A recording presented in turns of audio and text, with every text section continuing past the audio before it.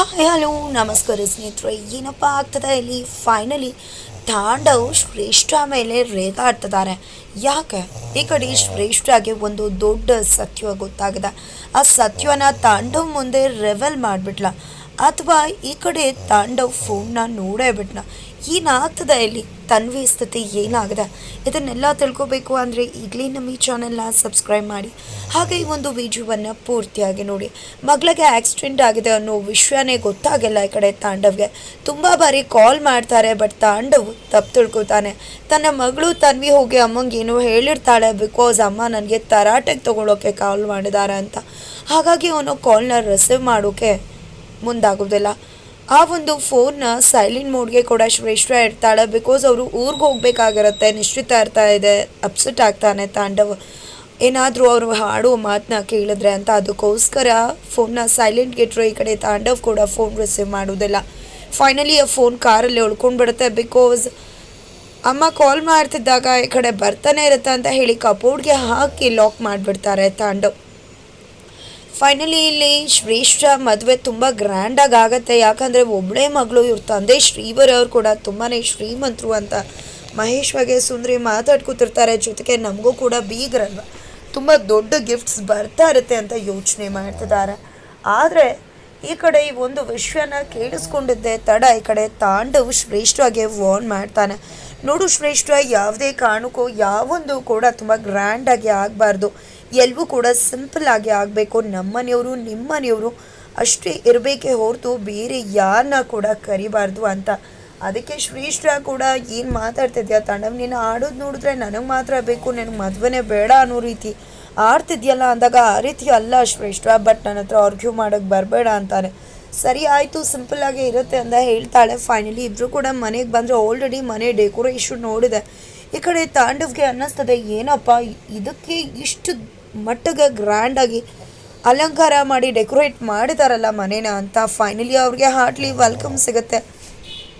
Already Tandav ಸುಂದ್ರಿ ಹಾಗೆ ಮಹೇಶ್ಗೆ warn ಮಾಡಿದ್ದಾನೆ, ಯಾವುದೇ ಕಾರಣಕ್ಕೂ ತರಲೆ ಥರ ಬಿಹೇವ್ ಮಾಡಿ ನನ್ನ ಮರ್ಯಾದೆ ತೆಗಿಬಾರ್ದು ಅಂತ.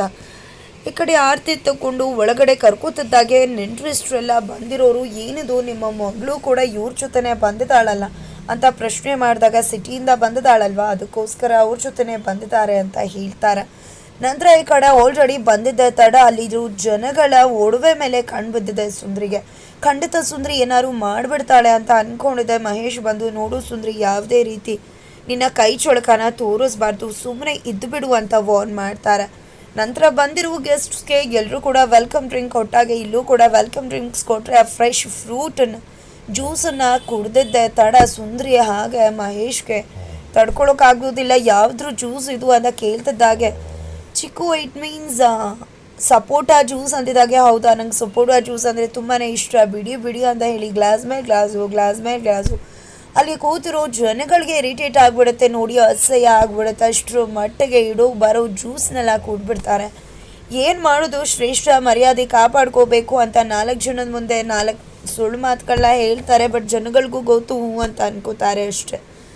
ನಂತರ ಈ ಕಡೆ ತಾಂಡವ್, ಯಪ್ಪ ಈ ಆಗ್ತಿರೋ ಎಡಿಟೇಷನ್ಗೆ ಲೋಟದ ಒಳಗಡೆನೆ ಕುತ್ಕೆ ಇಸ್ಕೊಂಡು ಉಸಿರು ಗಟ್ಟಿ ಸತ್ತೋಗ್ಬಿಡ್ಬೇಕು ಅನ್ನಿಸ್ತದೆ ಅನ್ಕೋತಿದ್ರೆ, ಆ ಕಡೆ ಮಗಳು ಜೀವನ ಆ ರೀತಿ ಒಂದು ಸಾವಿನ ಬದುಕಿನ ನಡುವೆ ಹೋರಾಟ ಮಾಡ್ತಿದ್ದಾಳೆ ಅನ್ನೋ ಒಂದು ಸುಳಿವು ಕೂಡ ತಾಂಡವ್ಗಿಲ್ಲ.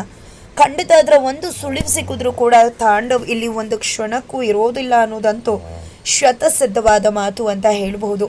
ಅಲ್ಲಿ ಅಮ್ಮ ಅಂತೂ ತುಂಬಾ ಬೇಜಾರು ಮಾಡ್ಕೋತಿದ್ದಾರೆ. ಎಂಥ ಸಮಯ ಬಂದರೂ ಕೂಡ ಮಗ ಅನ್ನೋನು ಕಷ್ಟಕ್ಕಾಗೋದಿಲ್ಲ. ಅವತ್ತು ಅಪ್ಪಂಗೆ ಹುಷಾರಿರಲಿಲ್ಲ, ಅವತ್ತು ಕೂಡ ಸಿಕ್ಕಲಿಲ್ಲ, ಇವತ್ತು ಕೂಡ ಮಗಳು ಸಾವಿನ ಬದುಕಿನ ನಡುವೆ ಹೋರಾಟ ಮಾಡ್ತಿದ್ದಾಳೆ, ಇವತ್ತು ಕೂಡ ತಾಂಡವ್ ಕೈಗೆ ಸಿಕ್ತಿಲ್ವಲ್ಲ ಅಂತ ಬೇಜಾರು ಮಾಡ್ಕೋತಾರೆ. ಡಾಕ್ಟರ್ ಕೂಡ ಬಂದು ಇವ್ರಿಗೆ ಒಂದು ಶಾಕ್ ಕೊಡ್ತಾರೆ, ನಿಮ್ಮ ಮಗಳಿಗೆ ತುಂಬಾ ಬ್ಲಡ್ ಲಾಸ್ ಆಗಿದೆ, ಬ್ಲಡ್ನ ಕೊಡಬೇಕಾಗಿದೆ, ಬ್ಲಡ್ ಕೊಡಲಿಲ್ಲ ಅಂದರೆ ಬದುಕಿಸೋದೇ ಕಷ್ಟ ಅಂತ ಹೇಳ್ತಾರೆ. ಹೀಗಾಗಿ ಏನು ಬೇಕಿದ್ರೂ ಮಾಡ್ತೀವಿ, ಬಟ್ ನಮ್ಮ ಮಗಳು ಮಾತ್ರ ಬದುಕಬೇಕು ಅಂತ ಹೇಳಿದಾಗ, ಅದೇನಿಲ್ಲ ಬ್ಲಡ್ ಕೊಡಬೇಕು, ಬಟ್ ಬ್ಲಡ್ ಪ್ರಾಬ್ಲಮ್ ಇದೆ, ಬಿಕಾಸ್ ನಮ್ಮ ಹತ್ರ ಯಾವುದೇ ರೀತಿಯ ಅವಳ ಮ್ಯಾಚ್ ಆಗೋ ಬ್ಲಡ್ಗೆ ಇಲ್ಲ, ಬಿಕಾಸ್ ನೀವೇ ಅರೇಂಜ್ ಮಾಡಬೇಕಾಗತ್ತೆ ಅವಳ ಗ್ರೂಪಿನ ಬ್ಲಡ್ ಆಗ್ತಕ್ಕಂಥ ಬ್ಲಡ್ ಅಂತ ಹೇಳಿದಾಗ, ಈ ಕಡೆ ಏನು ಮಾಡೋದು ಅಂತ ಯೋಚನೆ ಮಾಡಿದಾಗ ಈ ಕಡೆ ಭಾಗ್ಯ ಗೊತ್ತಾಗತ್ತೆ ತಾಂಡವ ಹಾಗೆ ತನ್ವಿದು ಒಂದೇ ಬ್ಲಡ್ ಗ್ರೂಪ್, ಅಪ್ಪ ಮಗಳು ಒಂದೇ ಬ್ಲಡ್ ಗ್ರೂಪ್ಗೆ ಸೇರಿರೋದು ಅಂತ. ಹಾಗಾಗಿ ತಾಂಡವ್ ಗೆ ಕಾಲ್ ಮಾಡ್ತೀನಿ ಅಂತ ಹೇಳಿ ಭಾಗ್ಯ ಅವ್ರಿಗೆ ಕಾಲ್ ಮಾಡ್ತೀನಿ. ಯಾಕಂದರೆ ತನ್ವಿ ಮತ್ತು ಅವರಿಬ್ರದ್ದು ಒಂದೇ ಬ್ಲಡ್ ಗ್ರೂಪ್ ಅಂತ ಹೇಳಿದಾಗ ಸರಿ ಮಾಡು ಅಂತಾರೆ, ಮತ್ತೆ ಕಾಲ್ ರಿಸೀವ್ ಮಾಡ್ತಿಲ್ಲ. ಮೆಸೇಜ್ ಮಾಡಿಬಿಡೋಣ, ಖಂಡಿತ ಬಿಡುವಿನ ಸಮಯದಲ್ಲಿ ಅವ್ರು ನೋಡ್ಬೋದು ಅಂತ ಇರೋ ವಿಷಯ ಎಲ್ಲವನ್ನ ಕೂಡ ಆಕ್ಸಿಡೆಂಟ್ ಆಗಿರೋದು, ಬ್ಲಡ್ ಬೇಕಾಗಿರೋದು, ಸೀರಿಯಸ್ ಆಗಿರೋದು ಎಲ್ಲವನ್ನ ಕೂಡ ಮೆಸೇಜ್ ಮಾಡಿಬಿಡ್ತಾಳೆ. ನಂತರ ಇಲ್ಲಿ ಮಗನ ನಡವಳಿಕೆ ಬಗ್ಗೆ ಬೇಜಾರು ಮಾಡ್ಕೋತಿದ್ದಾರೆ ಕುಸುಮ ಅವರು. ಜೊತೆಗೆ ಸಿಗಲಿಲ್ಲ ಅಂದರೆ ಆಫೀಸಲ್ಲಿ ಏನು ಮಾಡೋದು ಬ್ಲಡ್ಗೆ ಅಂತ ಕೂಡ ಯೋಚನೆ ಮಾಡ್ತಿದ್ದಾರೆ. ಅತ್ತ ಕಡೆ ಈ ಕಡೆ ತಾಂಡವ್ನ ಅಲ್ಲಿರೋ ಜನಗಳು ಏನಿದು ಹುಡುಗಂಗೆ 48 ವರ್ಷ ಆಗಿರ್ಬೋದಲ್ಲ ಅಂತ ಹೇಳಿ ಅವಮಾನ ಮಾಡ್ತಿದ್ದಾರೆ. ಇದರಿಂದ ಸಿಡುಕ್ತಿದ್ದಾನೆ. ಈ ಕಡೆ ಶ್ರೇಷ್ಠ ಹೇಗೋ ಮಾಡಿ ಮ್ಯಾನೇಜ್ ಮಾಡ್ತಾಳೆ. ಫೈನಲಿ ಇಲ್ಲಿ ಫಂಕ್ಷನ್ಗೆ ಇಬ್ಬರು ಕೂಡ ರೆಡಿ ಆಗ್ತಿದ್ದಾರೆ. ಆ ಕಡೆ ಚೂಟು ಬುಟ್ಟು ಹಾಕ್ಕೊಂಡು ಸಾಕಾದಾಗಿ 2ನೇ ಮದುವೆ ನಿಶ್ಚಿತಾರ್ಥಕ್ಕೆ ರೆಡಿ ಆಗ್ತಿದ್ದಾನೆ ತಾಂಡವ. ಆದರೆ ಇತ್ತ ಶ್ರೇಷ್ಠಾಗೆ ಕಾವ್ಯ ಬಂದು ಏನಿದು, ಎಂಥ ಕೆಲಸ ಮಾಡ್ತಿದ್ಯಾ, ಒಬ್ಬರು ಮದುವೆ ಒಬ್ಬರು ಸಂಸಾರನ ಹಾಳು ಮಾಡಿ ಮದುವೆ ಆಗೋಕೆ ಹೊರಟಿದ್ಯಲ್ಲ, ಫೈನಲಿ ಇನ್ನೊಬ್ರು ಜೀವನನ ಬರ್ಬಾದ್ ಮಾಡಿಬಿಟ್ಟೆ ಅಲ್ವಾ ನಿನಗೋಸ್ಕರ ಅಂತ ಕೇಳ್ತಿದ್ರೆ, ಇದನ್ನು ಹೇಳೋಕೆ ಹೇಳೋಕೆ ಬಂದ್ಯಾ ಅಂತ ಕೇಳ್ತಿದ್ದಾಳೆ ಶ್ರೇಷ್ಠ. ಆದರೂ ಈ ಕಡೆ ಫೈನಲಿ ಮನೆಯವರಿಂದ ದೂರ ಮಾಡಿ ನಿನ್ನನ್ನು ಕೆಲಸ ಸಾಧಿಸ್ಕೋತಿದ್ಯಲ್ಲ, ಏನೂ ಅನ್ನಿಸ್ತಿಲ್ವಾ, ಒಬ್ಬರು ಜೀವನನ ಹಾಳು ಮಾಡ್ತಿದ್ಯಾ ಅಂತ ಕೇಳೋದಕ್ಕೆ ಏನು ತಾಂಡವ ಆಲ್ರೆಡಿ ಮನೆ ಬಿಟ್ಟು ಬಂದಾಗ್ದ ಅಂತ ಹೇಳಿದಾಗ ಅದನ್ನೇ ಹೇಳ್ತಿರೋದು. ಮತ್ತೊಬ್ಬರು ಸ್ಮಶಾನದ ಜೀವನದ ಸ್ಮಶಾನ ಮಾಡಿ ಅದ್ರ ಮೇಲೆ ನಿನ್ನ ಅರಮನೆ ಕಟ್ಕೋತಿದ್ಯಾ ಅಂತ ಹೇಳ್ತಿದ್ದಾಗ ಈ ಕಡೆ ಭಾಗ್ಯದಿಂದ ಶ್ರೇಷ್ಠ ಕಾಲ್ ಬರುತ್ತೆ. ಬಿಕಾಸ್ ಭಾಗ್ಯ ತಾಂಡವ್ಗೆ ಕಾಲ್ ಮಾಡಿ ಸಾಕಾದ್ಲು, ಇನ್ನೂ ಕೂಡ ಕಾಲ್ ರಿಸೀವ್ ಮಾಡದೇ ಇದ್ದಾಗ ಶ್ರೇಷ್ಠ ಅವ್ರಿಗೆ ಗೊತ್ತಿರ್ಬೋದು ಅಂತ ಅಂದ್ಕೊಂಡು ಅವ್ರನ್ನ ಎಲ್ಲಿದ್ದಾರೆ ಅಂತ ಗೊತ್ತಿದೆಯಾ ನಿಮಗೆ ಅಂದಾಗ, ಇಲ್ಲ ಲಕ್ಷ್ಮಿ, ಇಲ್ಲ ಭಾಗ್ಯ, ನಾನು ಆಫೀಸಿಂದ ಬಂದಾಗ ಆಫೀಸಲ್ಲೇ ಇದ್ದ, ಈಗೆಲ್ಲಿದ್ದಾರೆ ಅಂತ ಗೊತ್ತಿಲ್ಲ, ಯಾಕೆ ಏನಾಯಿತು ಅಂದಾಗ ಅದು ತನ್ವಿಗೆ ಆಕ್ಸಿಡೆಂಟ್ ಆಗಿದೆ, ನಿಮ್ಗೇನಾದರೂ ಸಿಕ್ಕಿದ್ರೆ ದಯವಿಟ್ಟು ಈ ವಿಷಯನ ಅವ್ರಿಗೆ ಕನ್ವೆ ಮಾಡಿಬಿಡಿ ಅಂತ ಭಾಗ್ಯ ಹೇಳ್ತಾಳೆ. ನಂತರ ಈ ಕಡೆ ಕಾವ್ಯ, ಏನು ತನ್ವಿಗೆ ಆಕ್ಸಿಡೆಂಟ್ ಆಗಿದೆ, ಮೊದಲು ಹೋಗಿ ತಾಂಡವ್ ಕೇಳು, ಪಾಪ ಎಷ್ಟು ಅರ್ಜೆಂಟ್ ಇದೆಯೋ ಏನೋ ಮಗಳು ಅಂತ ಹೇಳಿದಾಗ ಯಾವುದೇ ಕಾರಣಕ್ಕೂ ಈ ವಿಷಯನ ತಾಂಡವ್ಗೆ ಗೊತ್ತಾಗಬಾರ್ದು. ಗೊತ್ತಾದರೆ ಖಂಡಿತ ನನ್ನ ಎಂಗೇಜ್ಮೆಂಟ್ ನಿಂತು ಹೋಗುತ್ತೆ, ಆಮೇಲೆ ನಮ್ಮಪ್ಪ ಖಂಡಿತ ಬಿಡಲ್ಲ, ಮನೆಯವ್ರ ಮುಂದೆ ಅವಮಾನ ಆಗುತ್ತೆ, ನಮ್ಮಪ್ಪ ಹಾರ್ಟ್ ಪೇಷಂಟ್ ಅಂತ ಹೇಳ್ತಾಳೆ. ಫೈನಲಿ ಇಲ್ಲಿ ಕಾವ್ಯ ಹೇಳಬೇಕು ಅಂದರೂ ಕೂಡ ಕಾವ್ಯನ ಕೂಡ ಶ್ರೇಷ್ಠ ತಡೆದು ಬಿಡ್ತಾಳೆ, ಆ ವಿಷಯನ ಮುಚ್ಚಿಡ್ತಾಳೆ.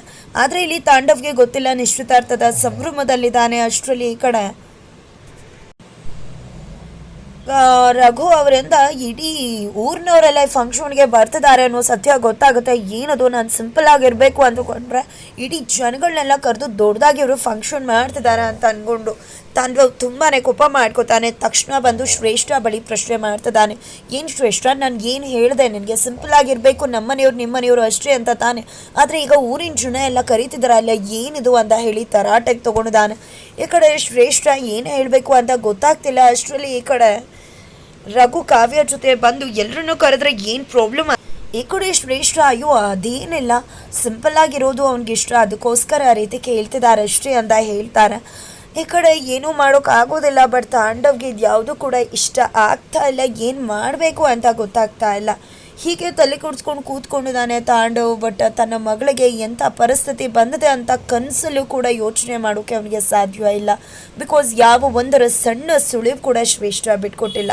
ಈ ಕಡೆ ಎಲ್ಲ ನೆಂಟರಿಷ್ಟು ಊರಿನ ಜನ ಎಲ್ಲರೂ ಕೂಡ ಬರ್ತಾರೆ. ಫಂಕ್ಷನ್ ಅದ್ದೂರಿಯಾಗಿ ಆಗ್ತಿದೆ. ಈ ಕಡೆ ಸ್ಟೇಜ್ ಮೇಲೆ ಇಬ್ಬರು ಕೂಡ ರಿಂಗ್ ಎಕ್ಸ್ಚೇಂಜ್ ಮಾಡೋಕೆ ನಿಂತಿದ್ದಾರೆ. ಅದರ ನಡುವೆ ಒಂದು ಬಿಗ್ ಟ್ವಿಸ್ಟ್ ಸಿಗ್ತಾ ಇದೆ. ಆ ಬಿಗ್ ಟ್ವಿಸ್ಟ್ ಸಿಗೋದ್ರ ಜೊತೆಗೆ ಈ ಕಡೆ ತಾಂಡವ್ ನಿಶ್ಚಿತಾರ್ಥ ಮುರಿದು ಬೀಳು ಎಲ್ಲ ಸಾಧ್ಯತೆ ಕೂಡ ಇದೆ. ಹಾಗಿದ್ರೆ ಒಂದು ಬಿಗ್ ಟ್ವಿಸ್ಟ್ ಏನು? ಈ ಕಡೆ ಕಾವ್ಯ ಸತ್ಯ ತಿಳಿಸೋ ಪ್ರಯತ್ನ ಮಾಡ್ತಾಳ ಅಥವಾ ಫೋನ್ನ ತಾಂಡವ್ ನೋಡ್ಬಿಡ್ತಾನ? ಏನಾಗುತ್ತೆ ತಿಳ್ಕೊಬೇಕು ಅಂದರೆ ಮುಂದಿನ ವಿಡಿಯೋಗೋಸ್ಕರ ವೇಟ್ ಮಾಡಿ.